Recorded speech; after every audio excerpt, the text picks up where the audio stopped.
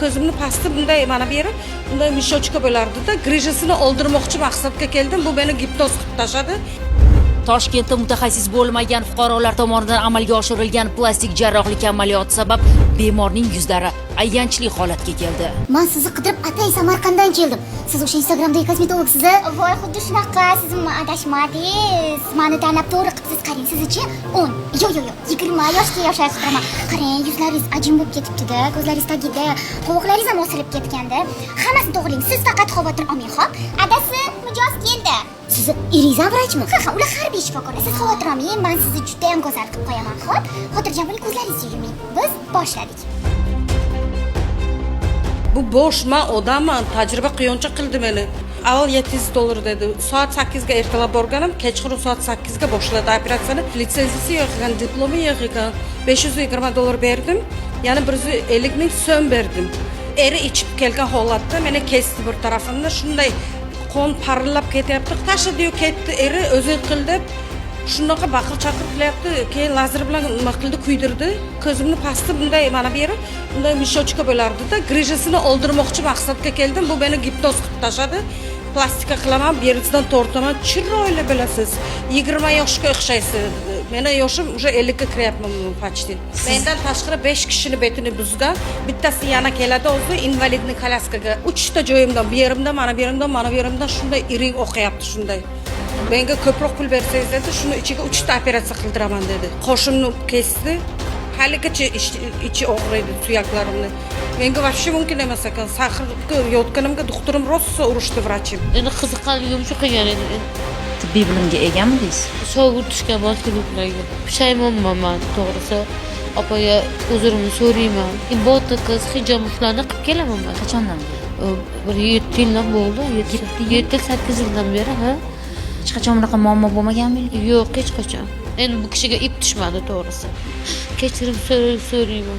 Bugun jinoyat ishlari bo'yicha Chilonzor tuman sudida aynan ushbu holat yuzasidan sud ishi ko'rib chiqildi. Grija uchun borgandim asli. Ikkitagina teshik qilib, bunday ko'p emas, katta emas, ikkitagina cho'k qilib grijamni olib berishdi. Shu yerda maslahat bo'ldi, anaqa yuzingiz pitoz bo'libdi, anaqa sochni podtяжка qilsak bo'lar ekan deb maslahatlashib, o'zim roziligim bilan operatsiya qilishdi. Er-xotin kunduz kuni kosmetologik ishlari bor ekan, чтобы hech kim xalaqit bermash kerak, bu operatsiya yo'q dedi. Shu kechqurun qilishdi, ertalab 3 gacha bo'lgan. Reklamasi juda yaxshi edi. Keyin o'zlaridan borib so'radim. Instagramda reklama juda yaxshi. Do postli rasmlar juda ham yaxshi. Opitniy vrachlar deyilgan reklamada. Keyin diplomированныйmiz deyishdi, Moskvada o'qiganmiz deyishdi, военный vrach deyishdi. Keyin operatsiya qildirdim. Licheni bo'lmas ekan bu, mana iringni ko'ring. Mana, ko'rdingizmi? 3 ta joyimdan xohlasangiz, bu 2 ta joyimni ham ko'rsataman o'zi iringini shunday chiqarib. Instagramda nima qildim, ko'rdim, ana shunaqa lokatsiya tashib, Telegramdan gaplashdik. Bu boshqalarni ishini o'g'irlab, o'zini istoriyasiga qo'ygan ekan, nima o'g'irlab, qo'lidan вообще operatsiya kelmas ekan, bu vrach ham emas ekan. Bir tarafim ishlamayapti, mana bu taraf вообще lablarim tortilib, mana bu tarafim вообще ishlamaydi, cho'zitmaydi. Qo'llarim shishyapti, har ertalab qo'llarim ikkovi og'rib, уже badanga ketyaptimi, yarim iringi bilmayman. Shunchalik qiziqaman, o'qiyman, izlanaman, kechirim so'rayman. Meni kechirishlarini xohlardim. Men bilib qilmadim, lekin tavba qildim. Endi nasib bo'lsa o'qiyman, izlanaman, yana ham izlanaman. 70 yoshgacha ilm izladim. Ustimda ishlayman. Jabrlanuvchilar hamda sudlanuvchilarning so'nggi so'zlari tinglanganidan keyin sudlanuvchi ayolga O'zbekiston Respublikasi Jinoyat kodeksining 186-moddasi 2-qismi B va G bandlar bilan aybli deb topilsin va unga shu modda bo'yicha 3 yil ozodlikni cheklash jazosi tayinlansin. Men yordam berib turardim, dallashib o'qish niyatim bor mana.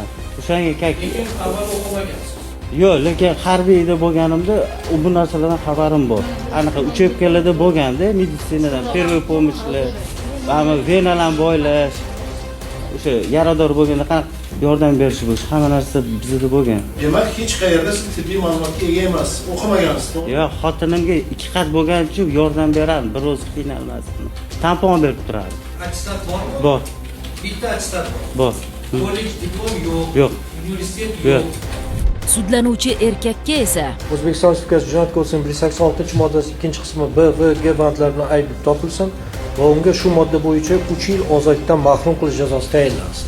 Yaltiroq bo'lib ko'ringan har narsa oltin bo'lavermaydi. Shunday ekan, havoyi gaplarga, baland parvoz va'dalarga uchmang. Ayniqsa so'z salomatligingiz bilan bog'liq bo'lganida. Har bir qaroringizdan avval o'sha va'dabozlarning so'zlarini yaxshilab tahlil qiling.